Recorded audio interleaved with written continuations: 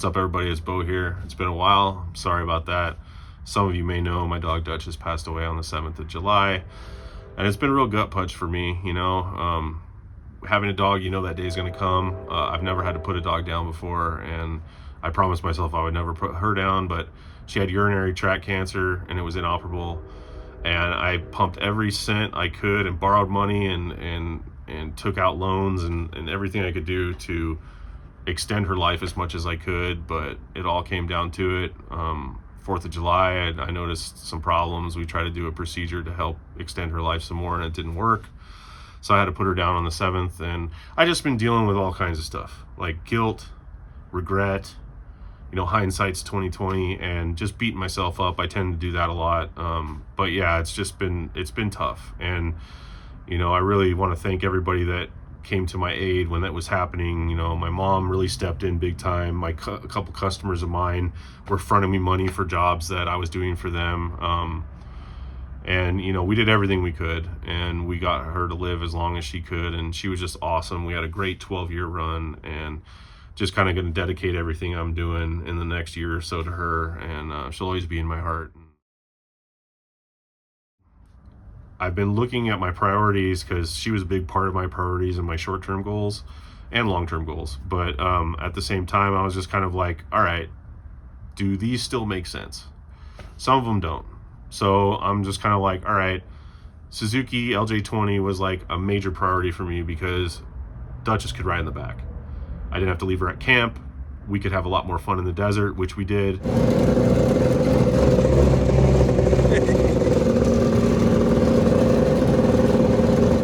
Not enough ever. It's never enough. But anyways, so that I still have the transmission and the jet ski engine. All that's going to happen, but I'm going to postpone that for a month or two, maybe 3 months. Maybe dig back into it after Thanksgiving. We'll see. But my 250 that I have, my 2008 KTM 250 SX, great bike. Absolutely love it. But that's kind of got a specific purpose for me. I like it geared really low, so the power hits real low. You sacrifice top end speed when you do that. So if you have a bike that's set up like that for like enduro cross, tight trails, single track type stuff, you can't really ride it in the desert. I mean, you can gear it taller, but it's just not the same thing. You don't have that low end power. You got to scream the thing and clutch the hell out of it everywhere. And so, I don't want to have that compromise. And so I was like, you know what? I know I've told myself I'm getting older, I need to slow it down, but I'm like, I had this 2010 Husaberg 450 70-degree engine, which I sold before I bought the 250, and I really had a good time on that bike, and I was just kind of like, maybe it's time to get another 450. Like the Husaberg was really fun, and electric start, big power.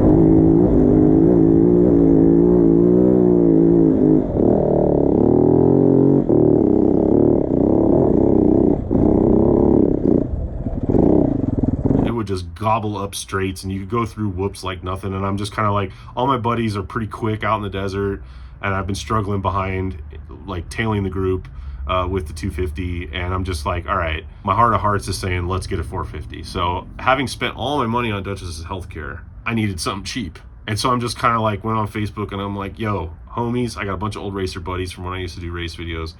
I'm just like, I need the mechanic special. I need something cheap, project bike. Maybe it's not running, maybe it's not registered.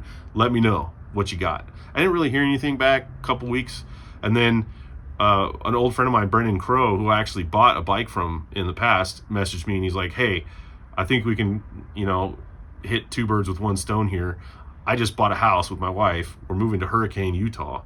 And I've got this bike that's completely disassembled. I was going to rebuild it, but I don't have the inclination or the time to do it right now. Just bought a house, got to get it out of my garage. It's a 2015 KTM 450 XCF. He's like, it's not complete. I don't have forks for it, and I don't have wheels for it, but I've got everything else. And when I got it, I bought it from KTM directly. It was a practice bike, and I bought it in 2016, and it's a 2015, and so they couldn't use any of the 2015 parts.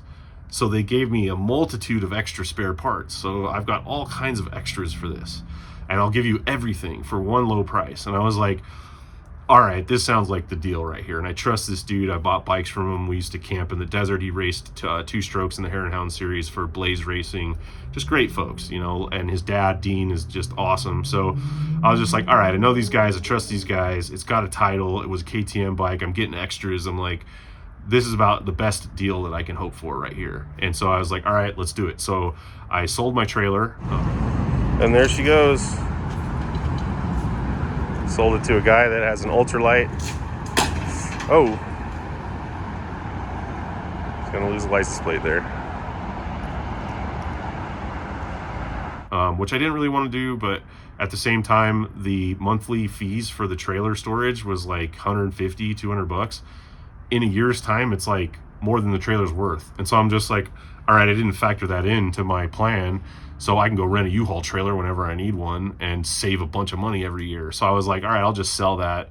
So I sold it to a guy that has an ultralight airplane, and he was really stoked on it. And so boom, I got a little bit of coin, had to throw in another bit of cash, which I've been working a bunch because it's kind of keeping me sane with losing Duchess.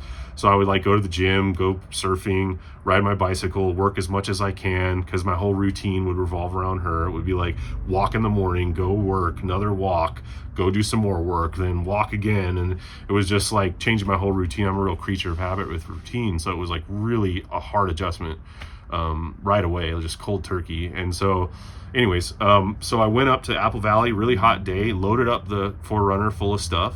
Out here in Apple Valley, just drove all the way up here to buy a bike that's in pieces. It's filled up the entire cab of my 4Runner.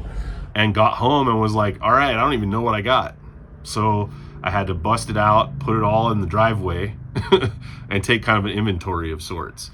And so, yeah, I mean, I've got so much stuff. I've got like awesome stuff, like all these factory FMF KTM pipes with a larger diameter. And oh man, he's telling me like, oh, it just barks. He's like, you're just gonna love it. So I got to get a spark arrestor to be legal, but other than that, I mean, I got like multitudes of everything. So I'm just kind of doing an inventory, figuring out what I'm going to use. I'm missing a few things. Like I said, I need forks, I need wheels, I need a gasket kit to reassemble the engine. But as far as the engine goes, it's like everything looks really good. The jug's honed, everything looks nice there. Pistons even in good shape, rings look fine. The new gearing looks like it's brand new. I've got 6 different stators. I've got all the engine covers.